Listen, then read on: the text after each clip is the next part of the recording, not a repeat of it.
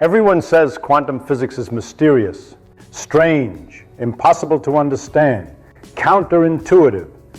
They're right. But here's the thing. Nobody really understands quantum mechanics. Not the way they'd like to. But I can tell you how it works. That's actually very simple. Let me show you. In everyday life, everything makes sense. You throw a rock, it follows a path. A ball rolls off a table, falls to the ground. A car turns right, it doesn't go left. Objects exist in definite places. They move at definite speeds. A thing is either here or there, not both. That's common sense. And in the world of atoms, it's completely wrong. At small scales, things don't work this way at all.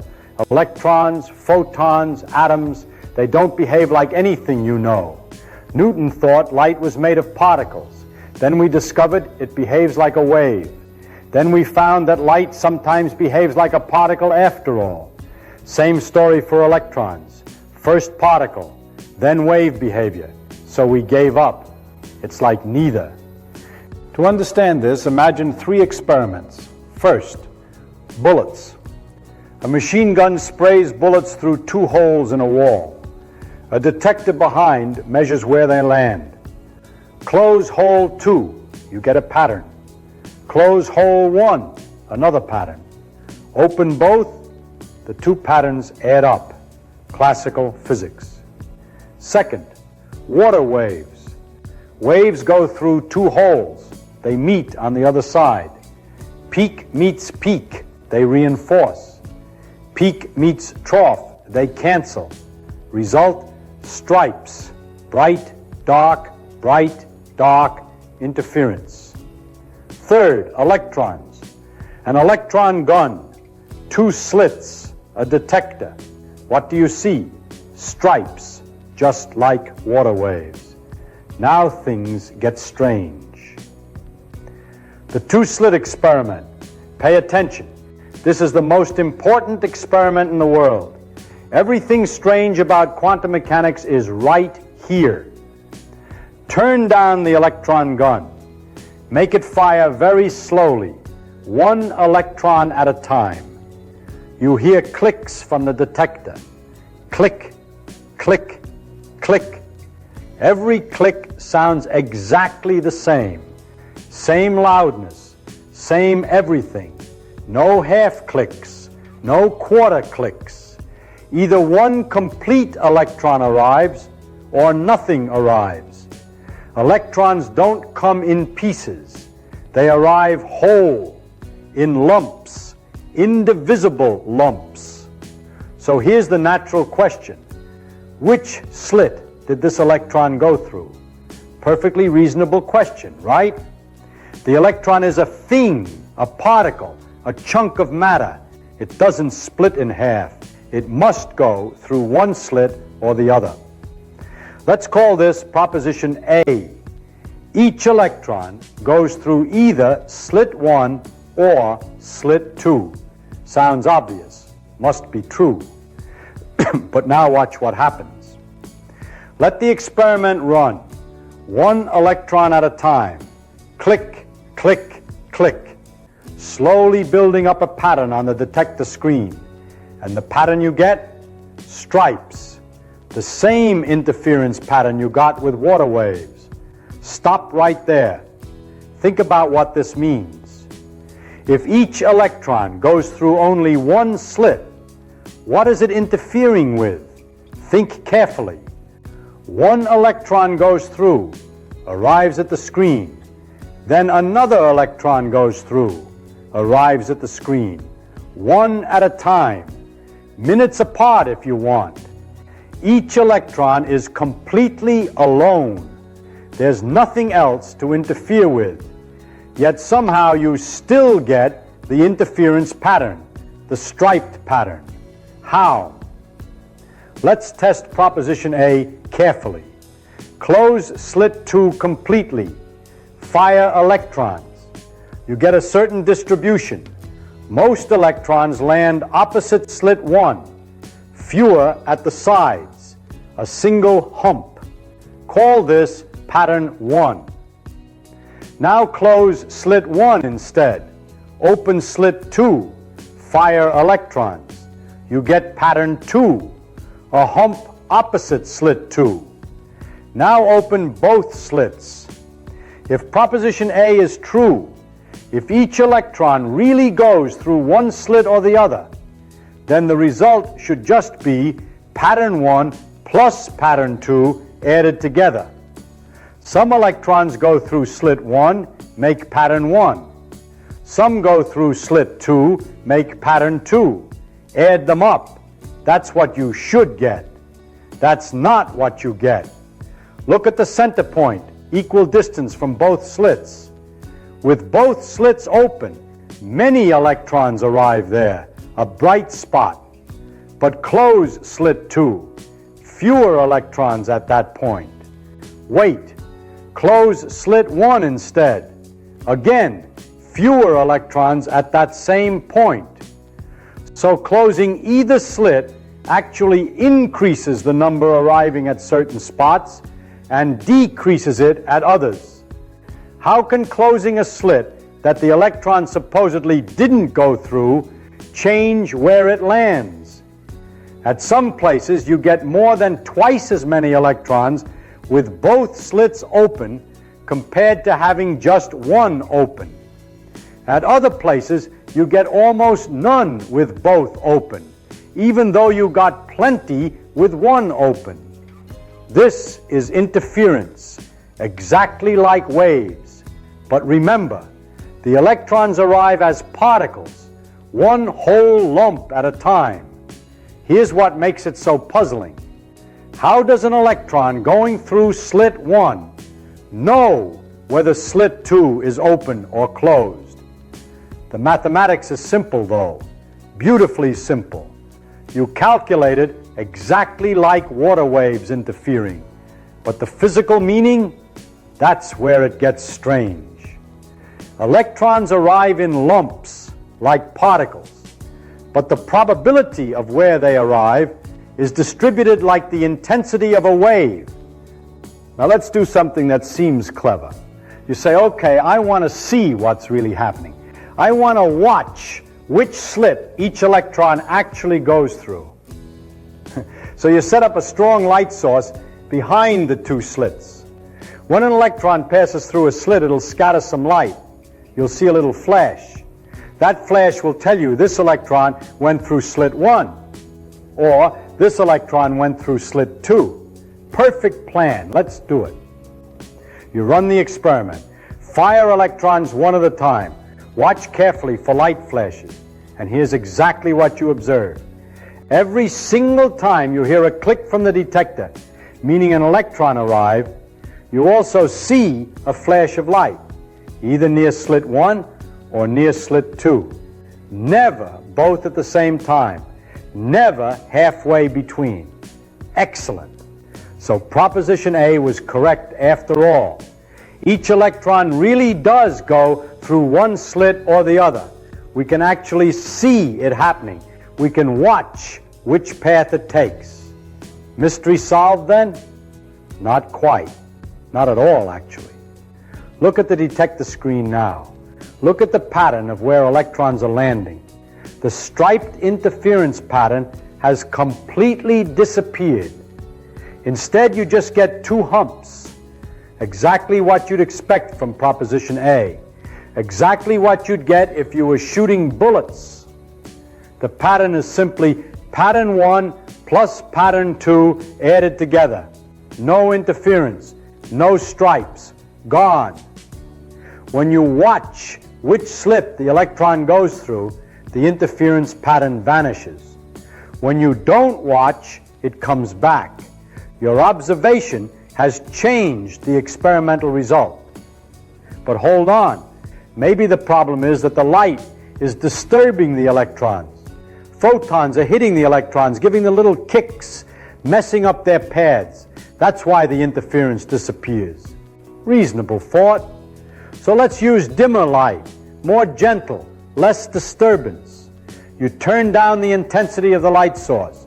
At first nothing changes. Same results as before. You still see flashes. pattern still shows no interference. But as you make the light dimmer and dimmer, something very interesting starts to happen. Sometimes you hear a click from the detector, electron arrived, but you don't see any flash of light at all. Why not? Where did the flash go? Here's why.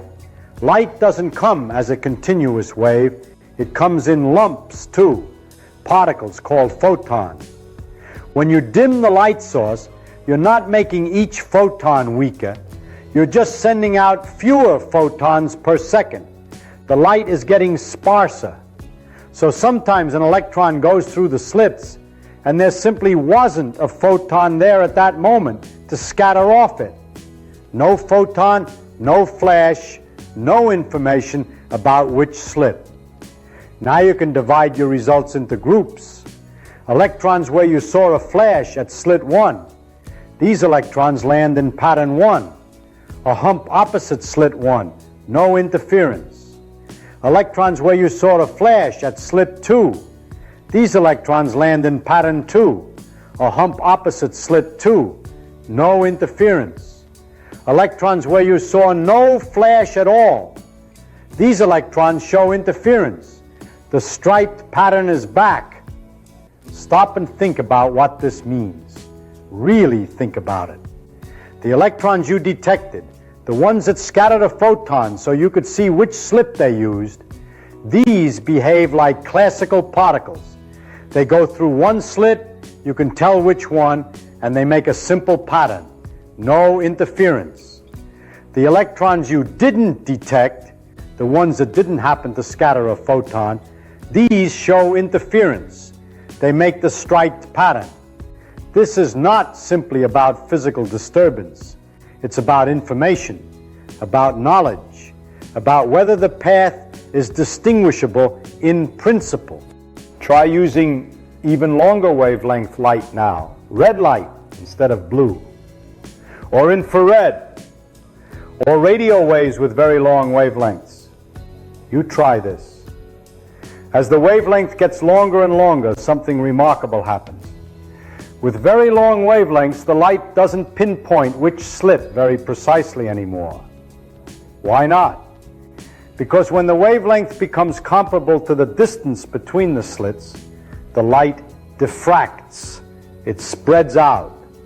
A flash of light could have come from an electron at either slit. You can't tell for sure anymore. And here's the remarkable correlation.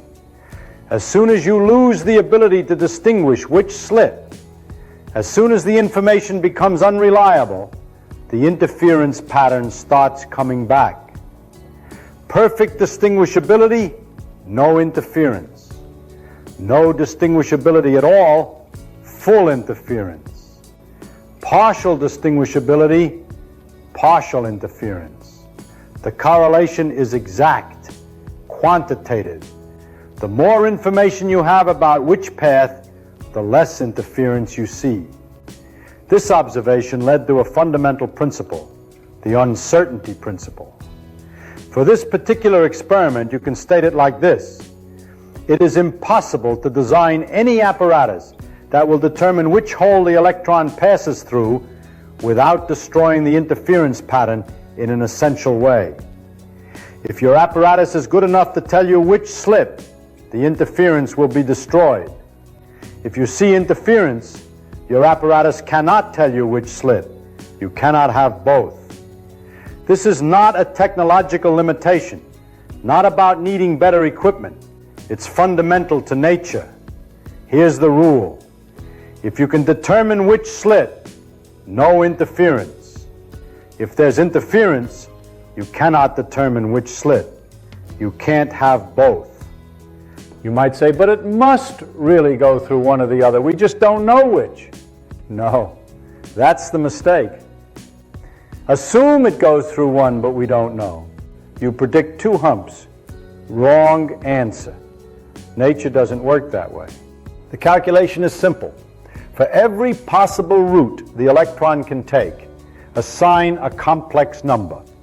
A little clock face. Electron leaves the gun, goes to the screen. Thousands of possible routes. through slit 1, through slit 2, even to Andromeda and back. Every route gets a clock. Follow the path. Clock hand spins.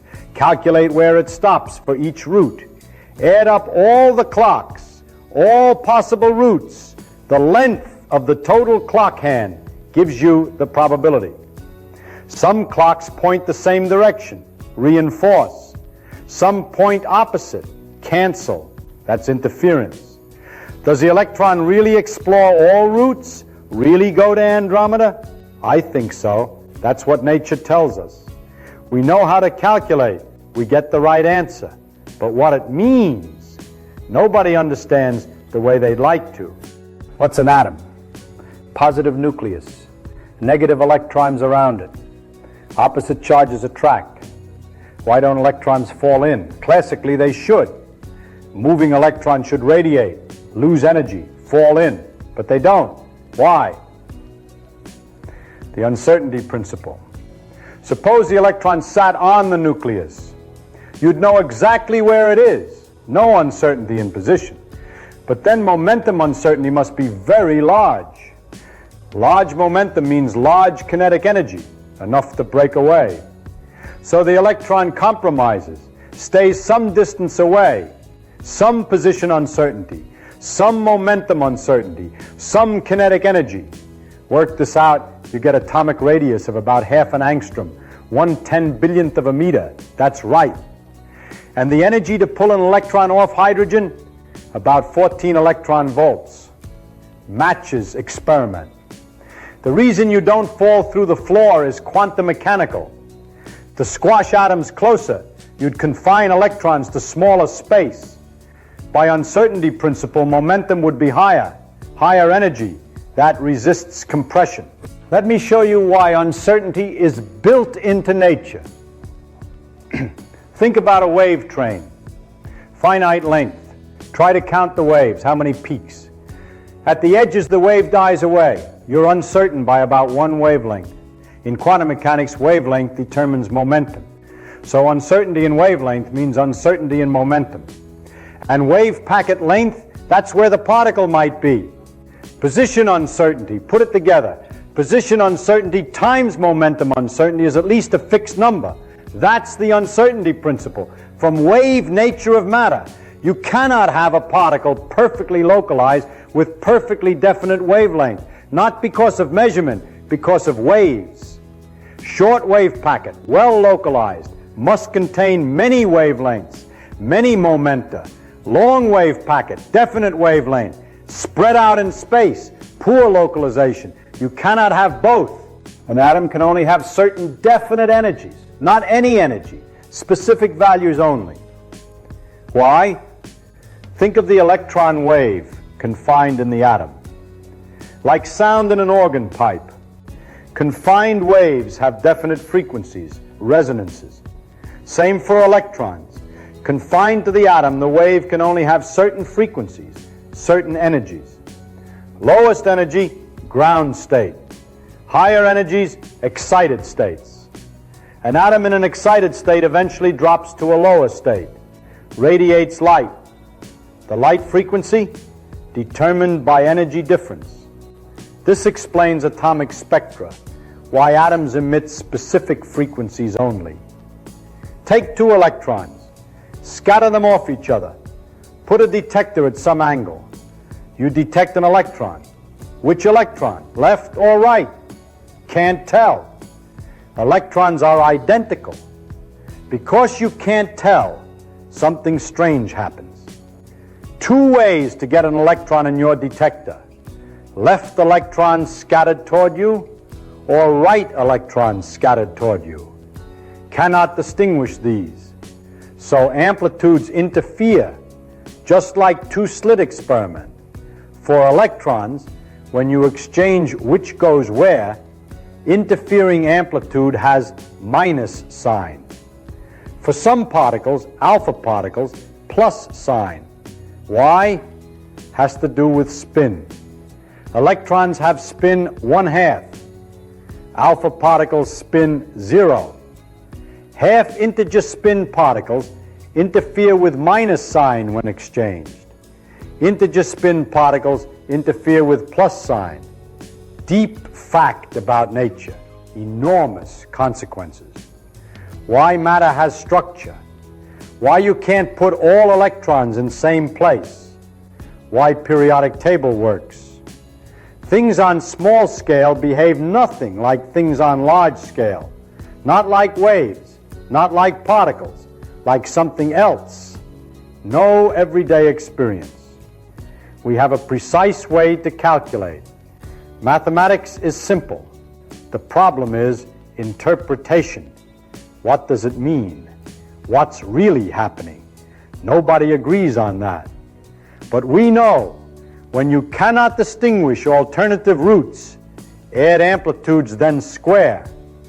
When you can distinguish, even if you don't look, add probabilities directly.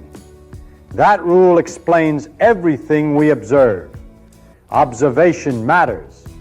Whether you can, in principle, determine which root changes the result.